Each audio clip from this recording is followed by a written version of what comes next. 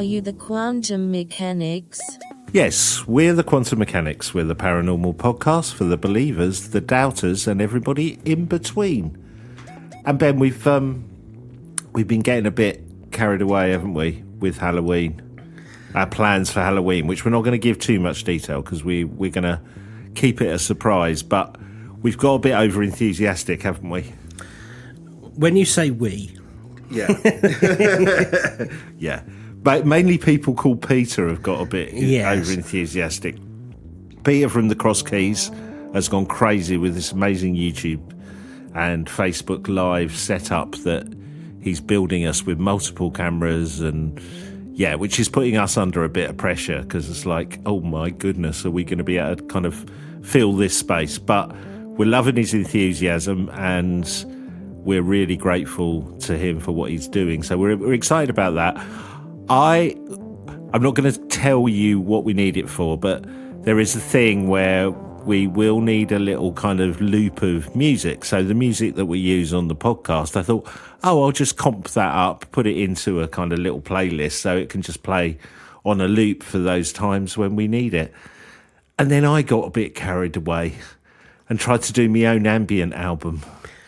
So whilst we're keeping the podcast going, you've gone and made an album. Yeah. And Peter's built us a TV studio. Yeah. Yeah. So, we're kind of like, I would say, in terms of evolution, you kind of go look at when the fish have got little legs and they start walking across the bottom of the sea. We're like BBC 1928 at the moment, something like that. Yeah, yeah. Before you know it, will be 1945. Yeah. Well, you were a bit shocked when I sent you a message on WhatsApp saying, I've made an album for us. Yes, I was. With samples and all kinds of stuff. We will at some point put that out so you can all have a listen to it, but we're saving it for Halloween. So yes, it's only August, but we're getting quite excited about Halloween for lots of different reasons. And scared for the reasons that are not Halloween related. Yeah, and then the irony isn't lost on me. I was thinking, I really do need to lose a couple of pounds for the camera. Also me, on the way over here, I think I'll just buy fish and chips. I'll get some for Peter as well, and his wife. I'll just bring fish and chips and gobble fish and chips. Yeah, I've had the same feeling about getting a bit more, getting somewhere close to our slightly over-exaggerated AI images on our artwork. If we could get within 20% of that, I'll be happy. I'll say £20. Yeah. So lots of pressure, but I probably could have spent better time than making an album. But hey, this is the life of a quantum mechanics podcaster. It is. So before I get into this, is there anything weird happened to you this week? Something weird did happen to me. Okay, go for it. Well, to answer your question, I have again nothing worth mentioning on here, or that I can mention on here. Couple of weird but slight jots that I've had. So I've had a few jots over the last few weeks. But you tell me yours. You've got something good. Mine is a jot. I was just going to say mine is a jot. So I've been looking for this particular piece of paper, which should be at my mother's house. It's like a legal thing. It doesn't really matter, but it's like one of those things where every time I go around there, I'm like, is it in here? Is it in there? Looked everywhere, and there's literally no reason it should be in my house. But as you can guess, it turned up there. Well, and this is the strangest of strange circumstances. On Tuesday, I get very excited. I got my 14 Times through the post. Probably some of you guys will know the 14 Times, my favourite magazine. And I thought, I'm going to take this to bed early. Opened it, and it fell out of the envelope, slipped on the floor, and went under the bed. No. I went under the bed. Yes, there's that piece of paper lying next to the 14 Times under the bed. Oh. And I was like, honestly, I did a double take and then a triple take. And I was like to my partner, did you bring this back? She said, no. Why would I even know you were looking for it? Well, maybe I'm sure I mentioned it. Anyway. It could have been anything, couldn't it? I know. Like 14 Times. Isn't that odd? Yeah. That is very odd. But, I'm glad I got the piece of paper, but I still have no idea. At no point do I remember it coming or know how it got from my mother's house, which is an hour away, into my car, out of my car, into my bedroom, under my side of the bed. Yeah, complete mystery. And then you're just flicking through the Fortean Times, drop it under the bed. Wow, that's weird. Yes. Okay, all right. That's good. No, my little jots have been nothing along those lines. That's amazing. That's a proper jot, isn't it? It's a proper jot. Because something that gone missing appeared as well. Yes, exactly. Oh, nice. Exactly. Nice. And yeah, so and honestly, although the 14 Times was in my hand, honestly, nothing paranormal could have been further from my mind at the time. I was just, there was nothing spooky. I just had a nice bath. The dog was running around. You know, it was a nice bedtime thing. Weird. So if we're talking about spooky things that you don't often talk about or think about when you're in the paranormal world, something that we don't often talk about is ectoplasm. Yes, we've mentioned it briefly in a number of humorous ways, but we've not gone into detail. Yes. Well, I suppose most people would think about it in relation to like maybe Slimer from Ghostbusters, right? And that famous scene. But also perhaps some of us would think about some of the older psychics and performers, which is really where it comes from. And when I talk about ectoplasm, if you don't know what I'm talking about, it isn't the green, slimy stuff that you see on Ghostbusters traditionally, in inverted commas. It's a sort of a white substance that is sometimes described as like a liquid which turns into a solid. Is definitely ephemeral because it's said to disappear when light is shone upon it. And some people still believe, and we will find out some other people who did believe in ectoplasm. The Fox sisters were possibly, they were sort of at the beginning of the spiritualism craze, and it really was a craze. And this, I want to tell you this because this sets up the backdrop for really how ectoplasm became part of the public consciousness when we talk about psychics and working with the dead. So the Fox sisters, I think, are fascinating. So March 1848, two young sisters in Hydesville, New York. By the way, loads of different sources I've pulled from on this. Thank you to a number of them, including Scientific American, the New Yorker, the Times, lots of different places. I found some great information. They came up with what they thought would have been a fun prank, and this reminded me, remember the Cottingley fairies? Yeah. It reminded me of that. Teenager Maggie Fox and her younger sister Kate claimed that there was a spirit communicating with them by making otherworldly raps on the walls and furniture of their house. Again, and Jeff the Talking Mongoose comes to mind. Yes. When their mother asked how many children she'd had, the spirit tapped to rap out the correct number. One of the neighbours apparently reported these sounds, and word spread that there was something strange going on at the Fox house. Maggie and Kate made these noises by cracking their knuckles, though. They also cracked their toes and other joints, and Maggie confessed to the New York World 40 years later in 1888. That's a newspaper, of course. By that point, the childhood prank had spun out of control, and the adult sisters had become famous mediums. This is true. I mean, they were, like, literally celebrities.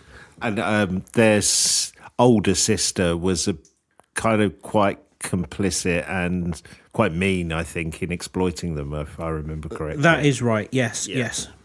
You can sort of trace the spiritualism craze to this period, and partly through these guys in the United States. And my last fact on, because I know we covered the Fox sisters before, the bit that I always think is right is they were the ones who really invented one knock for yes, two knock for no. Yeah, they were, they? That's where that comes from.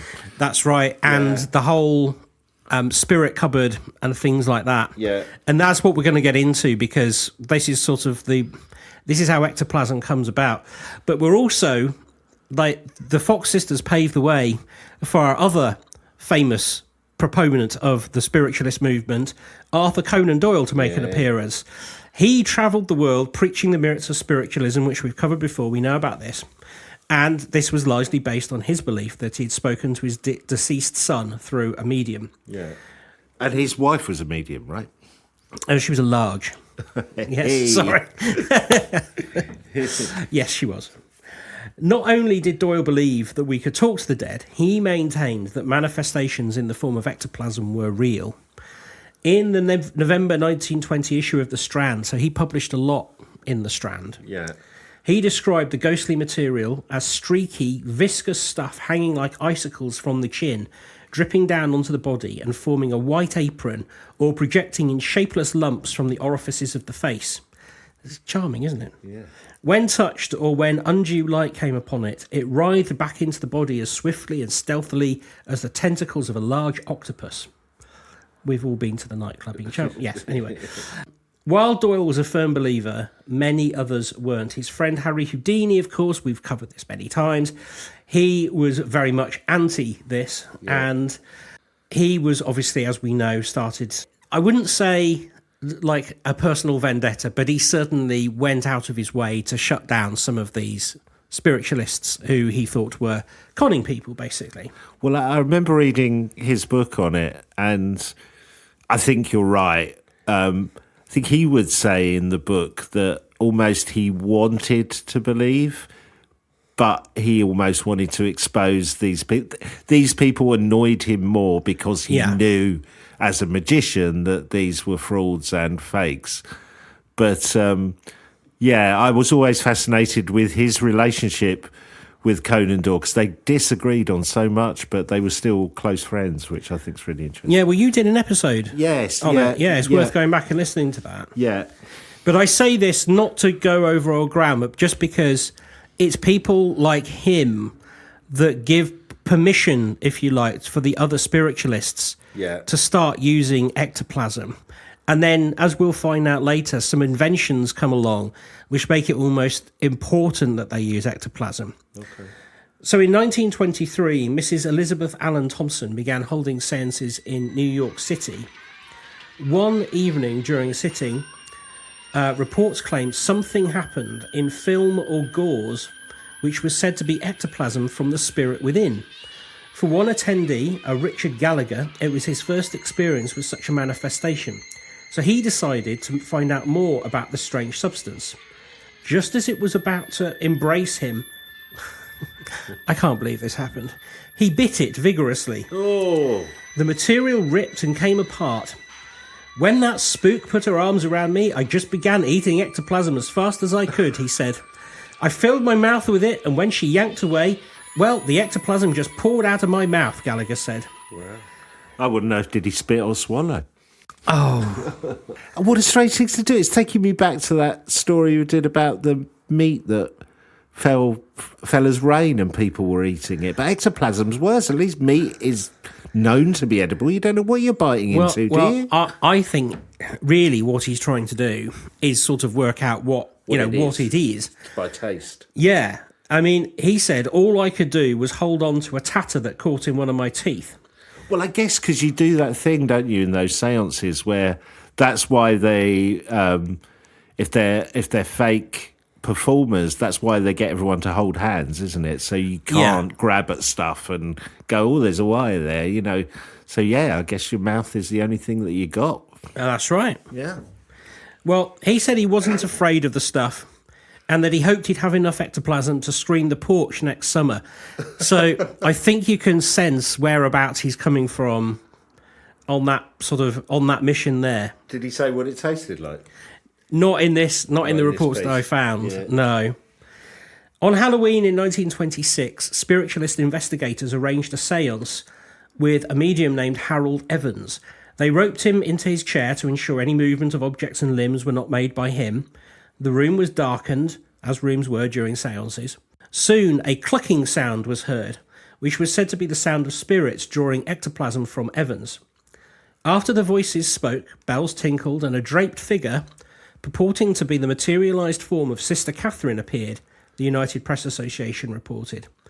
The investigators were ready for it and quickly shined flashlights on the activity, disclosing Evans in his shirt sleeves and stockinged feet, draped in a flowing white overall. The ropes with which he had been bound were a tangled heap on the chair. Evans attempted to tear off the ropes and swooned. Exposed, the fraud offered to give up his mediumship if the matter was kept quiet. This is the end of the world for me, he declared. Typically, upon further investigation, the ectoplasm was made from cheesecloth. This was common practice. So some of the photographs you will find, they've even got little faces in them. Have you seen that? No. If you Google ectoplasm, you will find some people, and they've got it coming out of their mouth, and there'll be like a little picture of a person on there, like a face or something, as if it was contained within and looking out. Yeah, the thing is, when people started taking photographs of these sort of in the dark with a flash,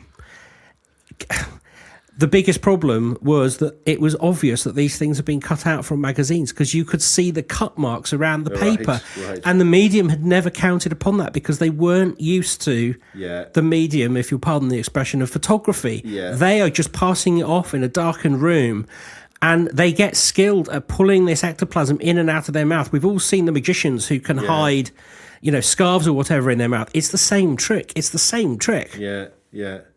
And like you say, as technology moved on, they got exposed. Yeah, well, there's a great quote I'm going to come to about how photography influences this. Right.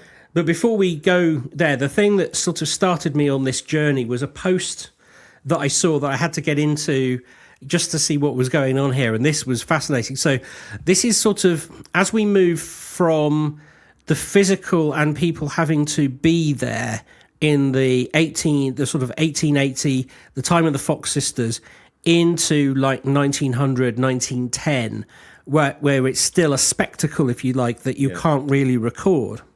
A young medium in 1911 who went by the name of Miss Burton sat in a darkened room with several guests present. She was a lady that grew up in the South and was said to have no formal education when her powers were discovered by spiritualist Dr. James Hislop.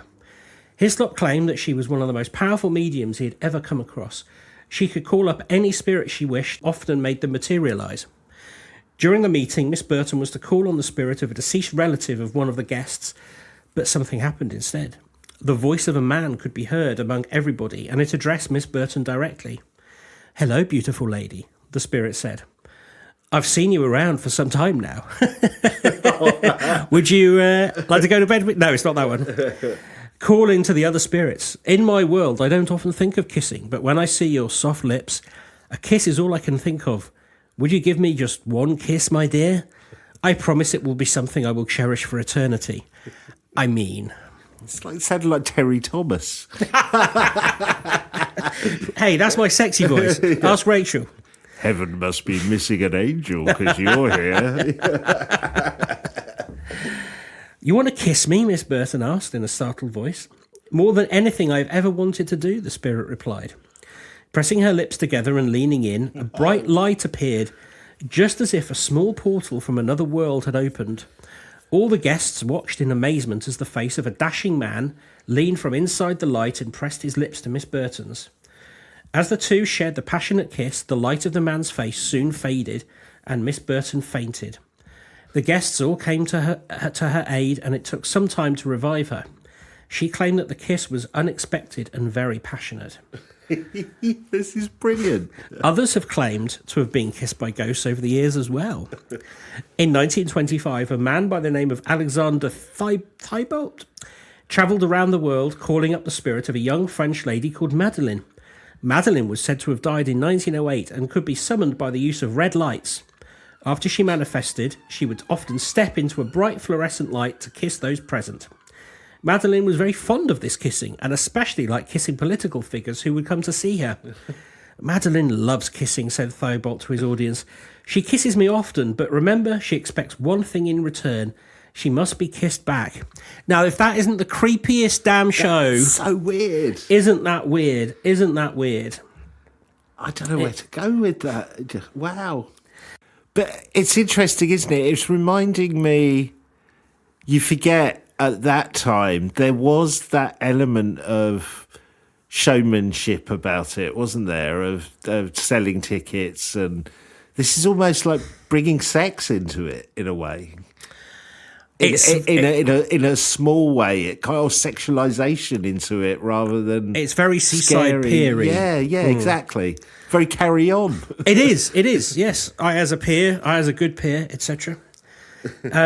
I think this though, that is reading from Not quite a contemporary article, but an article looking back at contemporary accounts of the time, and I think this sort of sums up what's going on. Well, also it's a good way, because a lot of it is about generating publicity, isn't it?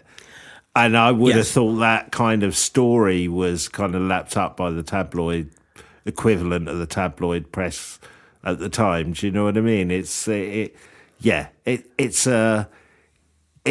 the equivalent of, I don't know, the woman who says she's married a ghost now. It's that kind of thing, isn't it? Would generate that interest. Is. Yeah. On sort of, yes, well, this would certainly generate interest.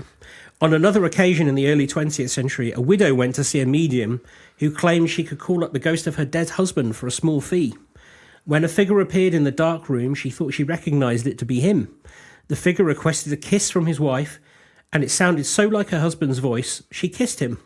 When leaving the medium's home, the widow's friend asked if she were okay, and she replied with an embarrassed look, "I'm not sure I believe in this ghost business. It looked and sounded like my husband, but when I kissed him, he had a bushy moustache.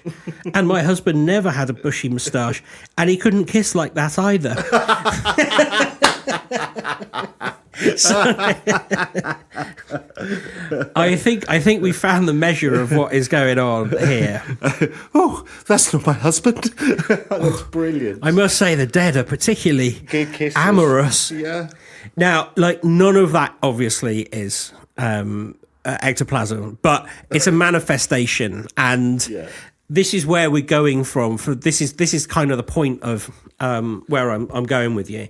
And I just thought it was also interesting to just put in a side note that it's not on anymore, but the Ashmolean Museum in Oxford had an exhibition on ectoplasm. Oh, really? Yeah, with ephemera and photographs sort of related to various shows that were sort of contained ectoplasm as part of their act. And guess who stars in there? Someone that we have covered before.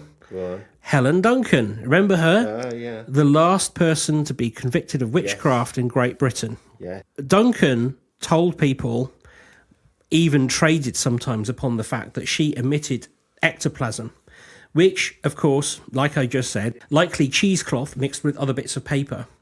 And she did the regurgitation trick, which was quite startling in a dark room during a séance.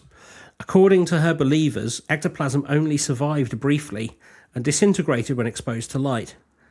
Photographs of Duncan showing long lengths of ectoplasm tumbling from her mouth, or more unnervingly, connected to an eerie doll-like figure that hovers nearby, are part of the exhibition that was on at the Ashmolean. But also you can see them. But if you Google one of the pictures, this is why cameras ruined it. It looks like she has crudely fashioned a man's face out of papier-mâché and gone, that'll do. Yeah. And then... Because it would have. As soon as you take a photograph of it, it honestly looks comedic. Right. The reason that I got this idea from this, it comes down to this guy, Carl Schoonover, who wrote for the exhibition, but he's also an art journalist. And he said, the peculiar content of ectoplasm pictures appears to anticipate a shift in popular understandings of photography by exploiting two integrated and interrelated ideas about the medium.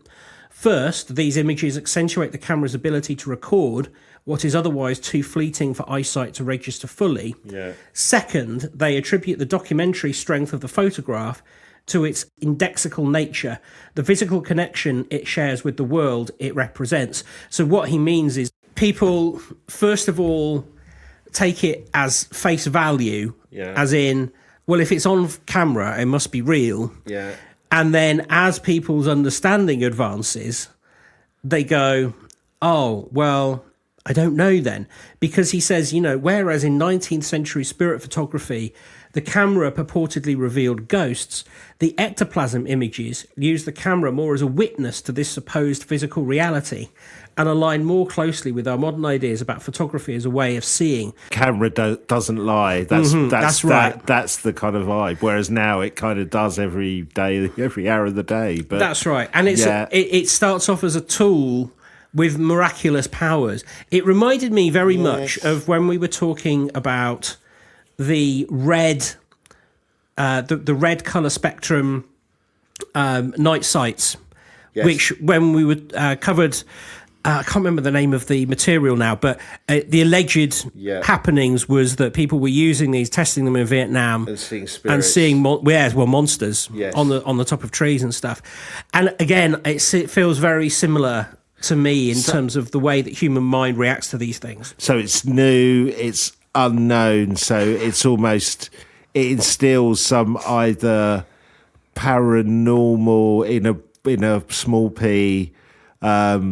Fantastical, mystical element to it because we don't understand it. It's probably a bit like there's a bit of that going on with AI at the moment, isn't there? Yes. There's always catastrophizing about it. Yes. It's that kind of principle. And he's saying, that's interesting. So these kind of ectoplasm reveal pictures, that takes you from the camera being this kind of novelty and having superpowers to, it doesn't lie. It's almost the next stage of the narrative. Yeah, totally. Yeah.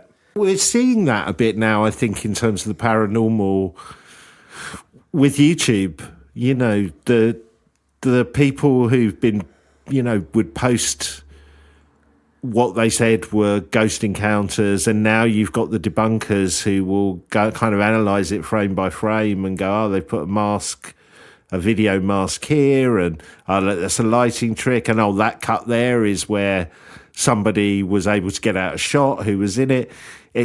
You know what I mean? It's almost like social media is now going through that phase with the paranormal, that people who could make these fantastical videos and everyone would go, oh my God, their house is haunted. Now there's people out there going, well, no, look at the technology. They're just doing this. Yeah. Yeah. Actually, I think that's a really good point. Yes.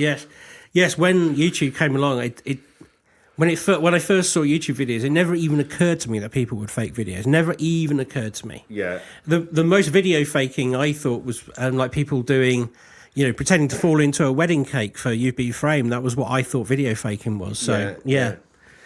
I mean, you could. So yeah. I guess the point is, you could completely understand people at the time not understanding the faking techniques. Yeah. So I guess there's 2 points there. It's because it's new and it is fantastical. Maybe, us as the general public see it in a fantastical way. And then, of course, the people who understand it can then exploit it to that sense. And it needs something to almost debunk it, reveal it for what it is, for it to move on. Yes, exactly. Yeah. Clearly, Duncan was taken seriously by Doyle and others, and certainly by the law. She became the last woman, as we said, convicted under the Witchcraft Act. Do we remember how she was convicted? Because I've got it as a note, just in case. We did cover it, but I can't remember now. It was after a séance where she allegedly made contact with a dead sailor before the loss of the ship was public. And this was perceived as a breach of wartime security. Right. And then that led to a further investigation, and this sort of fraudulent witchcraft was coming up. So it's more like fraud, really. It wasn't really the witchcraft. I mean, they got her with the Witchcraft Act, but... Yes. Yeah. Although, apparently, even her sort of most fierce critics, they were very upset about the conviction because... they said it was against civil liberties and particularly religious freedom, which is one of the reasons why the act was abolished. And she went to prison, I remember. She did, yes. Yeah. This is a very good article I got from an academic site, PSI Encyclopedia. Never heard of it before, but it's a UK one. And this sort of takes us a little bit further into... I suppose I was going to say the problem with seances, but I guess people's confusion about them. And it concerns a Mina Crandon, née Stinson. She was better known by her pseudonym Marjorie. She was an American seance medium who was frequently investigated in the 1920s. So she did stuff like levitations, like stage levitations. Right. She did psychokinetic phenomena, so making things move from a distance.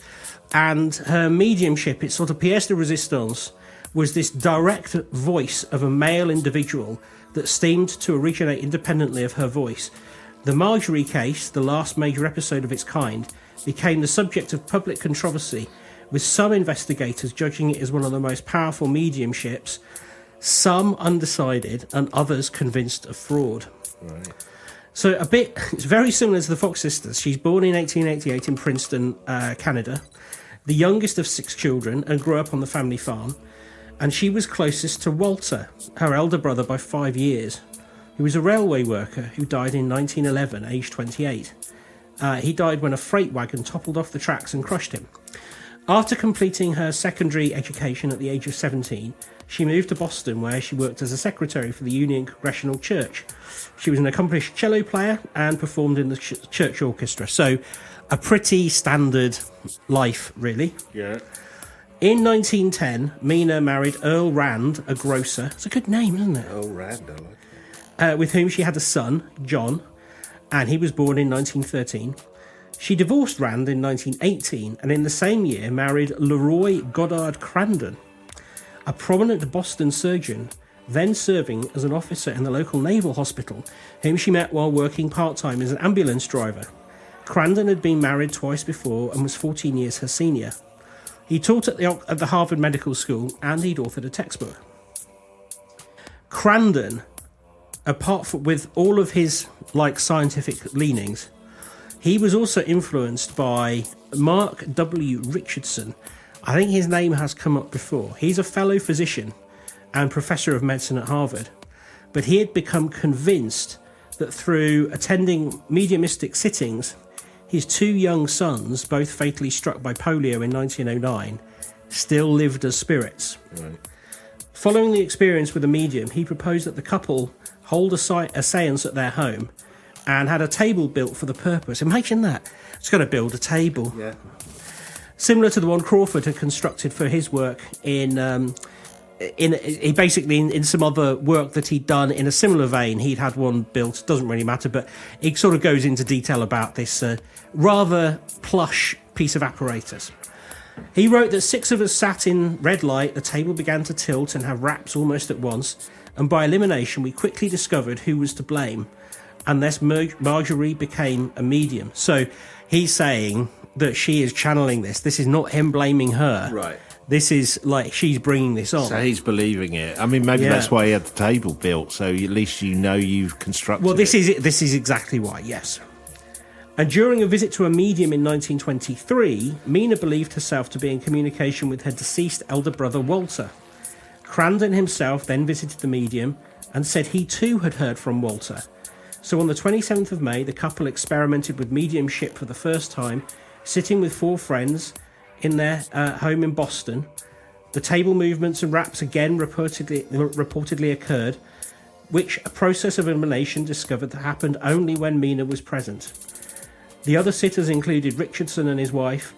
The Crandons included to host a small group of people at their home 2 or 3 times a week, with these couple, the Richardsons, almost always in attendance. So in the years from 23 to 27, Mina's mediumship was subject to investigations by loads of researchers, most notably a judging committee by the magazine Scientific American, which I think is incredible. It was offering cash prizes to mediums who could produce a visible psychic manifestation to the satisfaction of the committee. The investigation involved no less than 90 sittings. I'll tell you about a couple in a minute, the most interesting ones. But let's first consider what had happened so far. The sittings were directed by a personality that identified himself as Mina's deceased brother, Walter. He communicated vocally, either through her when she was entranced, or independently through a trumpet-shaped cone. I love that. Hello! A phenomenon referred to as direct voice. Crandon said that the direct voice was initially heard as a faint whispers and developed over 4 months into a loud, I was going to say a loud horse masculine voice, not a loud horse. He wrote, "We thought that as a matter of common sense and experience, the voice must come from the psychic. We did what anyone would do to test it. We put a hand over the psychic's mouth and still got the voice. Yeah. We filled her mouth with water," the voice went on, and the psychic later ejected the same coloured water that we had put in. The test was routinely carried out by other investigators. Another test that Richardson designed, he called the voice cutout machine, a long tube into which Mina blew in order to support 2 luminescent spheres that would be seen to drop if she opened her lips to speak. One investigator stated that the voice came mostly from within the cabinet in the close vicinity of Mina, but on request could be heard at a distance of up to 8 feet from her in the air.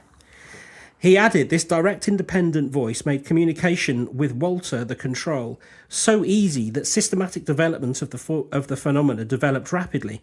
The voice prophesizes or promises the physical phenomena, and then, under test conditions, the thing occurs as promised. New physical experiments and tests are proposed to Walter. He discusses them with the sitters like he's actually sitting there as a member of the group, and then he agrees with them as to what conditions should surround the tests, and, as himself, apparently intrigued by the new apparatus and pleased to get a hard problem. Another investigator described the voice as that of a vigorous, humorous, rough and ready man of 25 or 30, with such intonation as a Canadian youth working as a conductor on a streetcar would use. I like the specificity of that. He further described Walter as shrewd, unrefined, resourceful, and combative, and was taken aback by his lack of reverence. He orders about like children.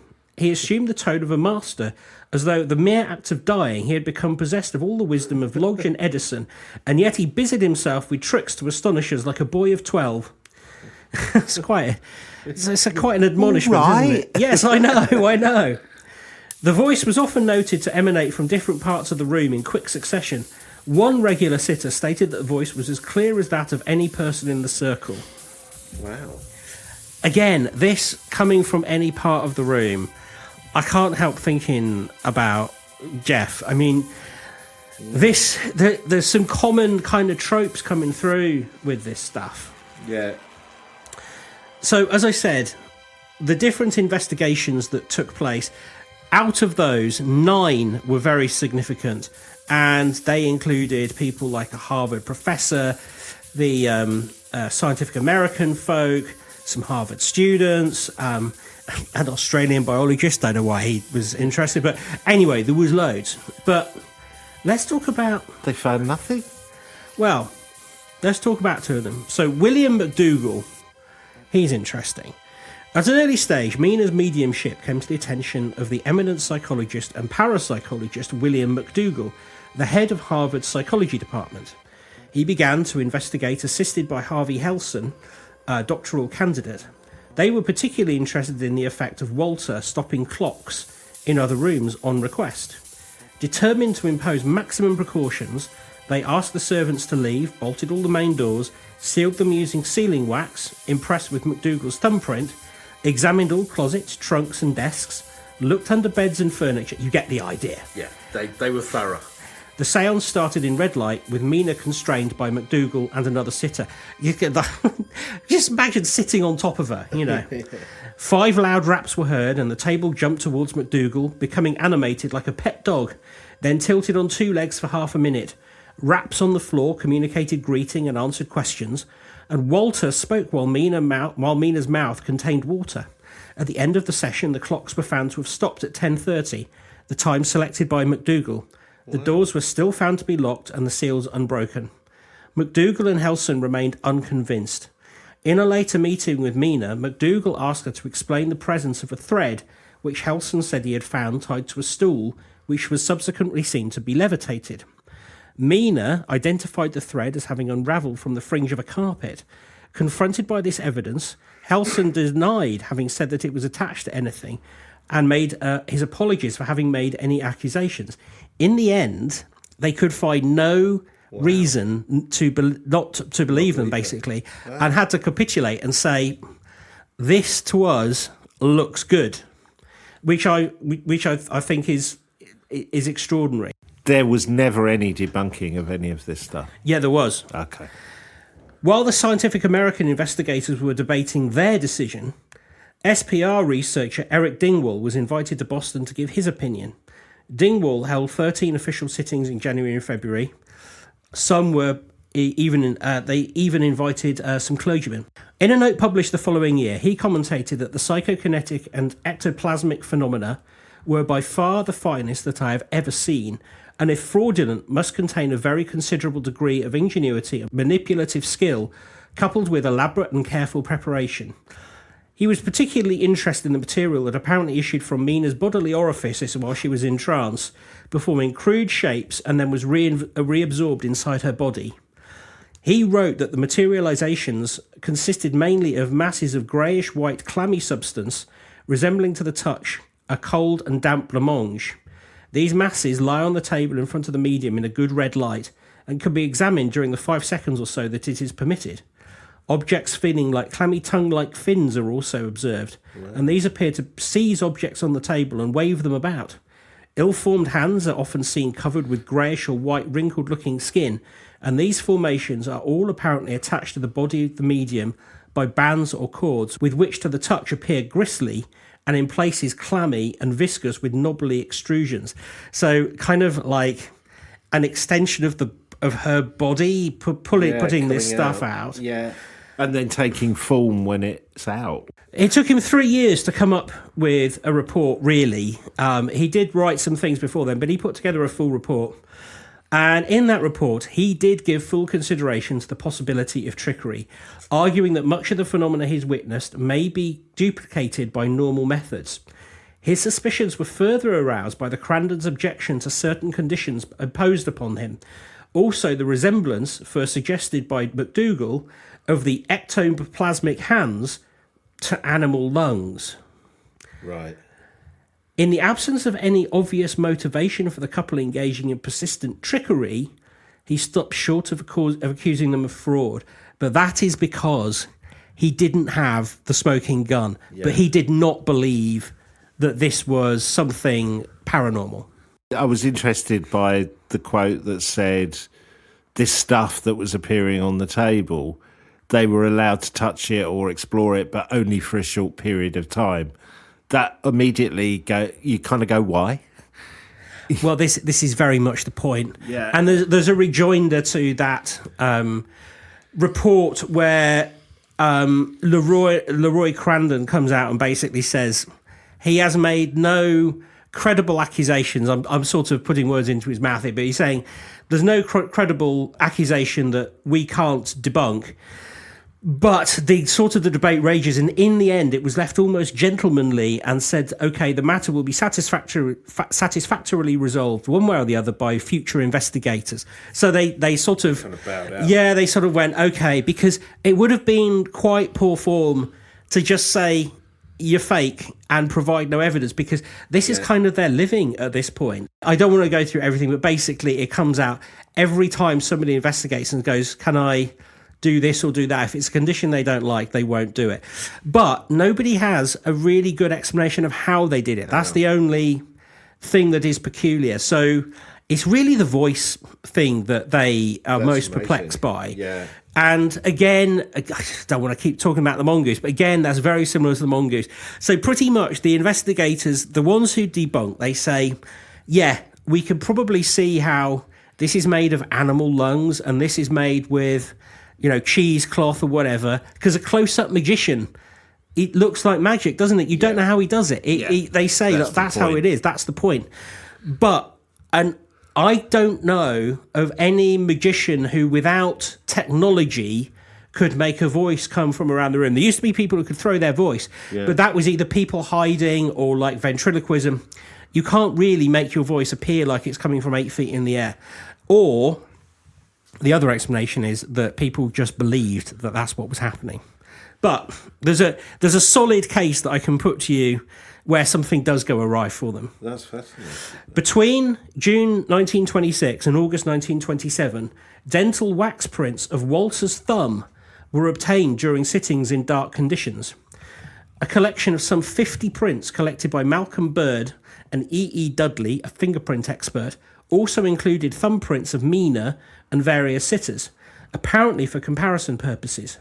An attempt to find a match with a partial print left by the living Walter were inconclusive, as the latter was not sufficiently distinct. In 1932, Dudley discovered that thumbprints of Walter, both right and left, had been taken in 1926, but they matched those of Frederick Caldwell, Mina's dentist, who had been present at the very first sitting together with the Crandons and the Richardsons, and who had supplied the wax. So this idea of, he's manifesting to such an extent that we can take his fingerprints. Yeah. They're being quite clever and using the fingerprints of somebody they don't think will check, won't get checked. Why would you check the fingerprints of a dentist? He's a trustworthy man. He provided this material to try and, prove some evidence, but they use his thumbprints. So he could have literally done that before the sitting even took place. The implication isn't that it's him, it's that she's chosen because he delivered the wax. Yeah, they've taken his thumbprints and passed them off as Walter's, right. Because no one would think of testing him. Yeah. So they kind of like, well, we've tested everybody else. We can't think of anybody else it could be. It's got to be Walter. Yeah. Because look, Walters are slightly indistinct from the originals. So what we're left with is this world of, as these mediums get more and more elaborate to fit in with what the public is demanding, it becomes more and more difficult to defend themselves against the people coming forward to investigate them. And in the end, you can say it pretty much looks like a fraud. But they came back on the thumbprint thing and said, well, we just didn't realise. We thought that was Walter. Sorry about that. And what are you going to say about that? You're like, it was an honest mistake. It could be. It doesn't seem likely, but it could be. But you end up feeling, yes, of course, there is deception in this. But let's go with her being just this incredible performer and magician. Yes, they're all good magicians. Yeah, amazing skill, and to actually, like the voice trick, to develop a voice trick that actually no one can disprove. Brilliant. Yeah, I just want to illustrate to you my point before about photography being that is the thing that exposes this as something which hasn't happened. And I want to show you this picture, and this is a good example. That is some ectoplasm apparently being emitted. Right. And you can see there, it's coming out of her nose, and it's got little pictures in there. Yeah. Well, this is an example of, if you zoom in on those little pictures, you can see they're cut out of a magazine. Right. So you can see on the outset of that, if that was in red light... Yeah, because I'm looking at it from a bit of a distance, and it's like, if you squint your eyes or darken it, that would look amazing. It would. I mean, describe what you say. It's like... Well, it's almost like... it's huge. Like an apron, as Doyle said. Yeah, the ectoplasm is kind of bigger than the medium's head. It's coming out of her nose. And like I said, I'm at a distance and I can see a face with a nose and a mouth that seems to be embedded in the middle of it. It's amazing. And you can see they've deliberately chosen this face here. There's like 3 or 4 or 5 of them. And this one here is wearing a mask. Yeah. And it is believed, I read another article, it's believed that is taken from a Broadway review. So they found the image. They found the image in a Broadway review and took it out of context. So it wasn't quite Phantom of the Opera or something like, but it's like that. It was somebody dressed up like that because it looks spooky, and people just don't think of, they'll be defrauding me by taking a picture out of what is essentially Time Out magazine and putting it into some cheesecloth and then swallowing it. Nobody would be that mad, right? Yeah. At the end of that journey, I got really into ectoplasm, but it's a thing that was a thing and now it isn't a thing. Although some people might say there aren't really any modern spiritualists who really indulge in it, and none who would particularly take it seriously. We've definitely moved on from there. The most mysterious thing in the same vein is probably now like angel hair and things like that, although that's from a different phenomena. Well, it's become orbs or something like that now, hasn't it? It has, yeah. So it sort of starts with ringing a bell and raps and knocks and ends up with you chucking cheesecloth down your gob. Yeah. And pretending, and then, and if this other case is true, like animal parts and all sorts of weird things. Well, it's almost like once you go down that road, you've almost, well, like a magician. You have to up your game, don't you? You have to have something new, and then everybody jumps on that. And yeah, you do. That particular one is taken. That one did come from Wikimedia Commons. That is a séance, Hamilton House on June 27th, 1932, and it's coming from Mary Marshall's nose. Wow. I mean, it's not, but it is, but it's not. But yeah, I thought that was really fun, and people manifesting things. And I think what we could take from it is, if you're asked to kiss a ghost, just check his moustache. Yeah. Well, you can always get an ectoplasm hanky made of cheesecloth to wipe it off with afterwards. Yeah. I love that when you said, I've got obsessed with ectoplasm. You're basically saying I've got obsessed with cheesecloth. I don't think I've told you how much I love.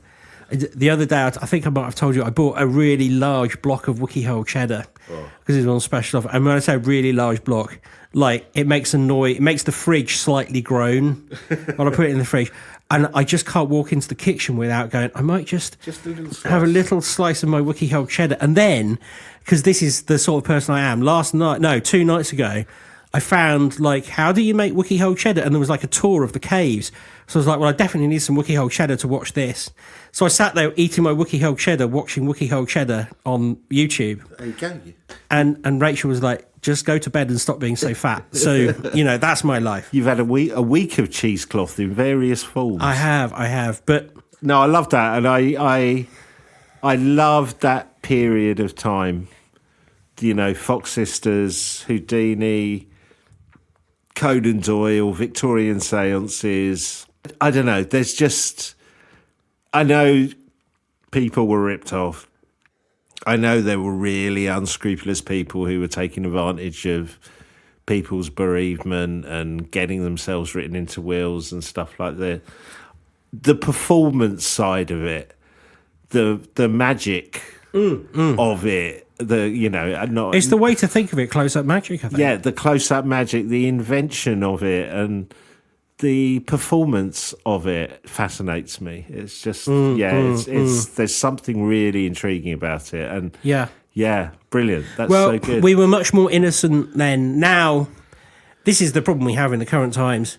You could have a face talking out of the back of your skull, and people would go, "Oh, you've faked that somehow." Yeah, but then there are, but I think that's true. But I think we were talking earlier of lots of YouTube videos and videos elsewhere of people saying they've got haunted houses and using the modern day equivalent of these kind of tricks, and people do believe. And I'm not saying. Yeah, I'm sure people do capture something genuine, but it's reminding me of that. I was watching some debunking videos of a channel, and it's almost as they were debunking one channel. I can't remember the name of it. But as their videos have gone on, they've got more extreme of now they've got cameras who are disappearing through portals and coming out in different rooms. And it's reminding me of ectoplasm. It's like we've got to up that game, and then the debunkers are like, well, this is...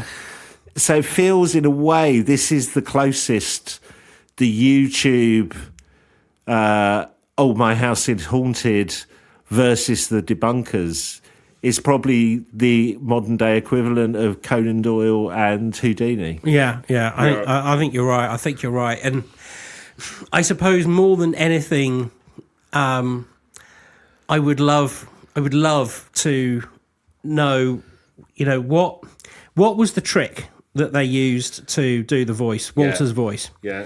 Because then I might get a bit closer to my particular love, which is obviously the talking mongoose.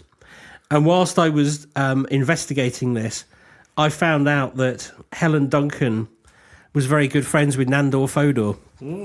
And that brings us straight back to Jeff the Talking Mongoose, everything we love, the key tropes. I swear to God, once we've worked out how to do T-shirts, we're going to have a Jeff the Talking Mongoose t-shirt. And I want one where it presses a button and it says different phrases from the podcast, but one of them says a Jeff thing, and the other ones say, I've been to a nightclub in Cheltenham, or whatever it is. Well, we could get some memes going. But yes, anyway, that is brilliant. My presentation, and that is what it is. Thank you very much for listening. I enjoyed that. If you have a premonition that you might like to help us out, perhaps you dream it, you can. You don't have to keep it a dream. You can go to patreon.com/TQM pod, and you can really help us out, because it turns out if Peter's releasing an album and we're building a TV studio and we're trying to make all this happen, it's becoming like quite involved, and any little scraps that you can throw away, not that they are scraps, but anything that you can contribute is hugely welcome. Even if you just join us for a couple of months and enjoy the love and then go away again, we'd love to have you, because it's a lovely family, and we love everyone that we talk to. So that is all I have to say about that too. Yeah, and if you want more ectoplasm, we will be on Patreon with our extra scoop. So go there now as well. So not only can you help us out, but there'll be extra content there as well. Oh, yes, and one thing before I go, I want to say thank you. I can't tell you their name because they left an emoji instead. But whoever gave us the 5-star review but said it should be 10-star on Apple this week, I love you, brother, sister, whoever you are. Thank you for doing that. You made my morning on Wednesday when I read that. Thank you. Excellent. Okay. Well, look, we will see you next week with more quantum mechanics. Thanks for listening. Take care. Goodbye. Bye.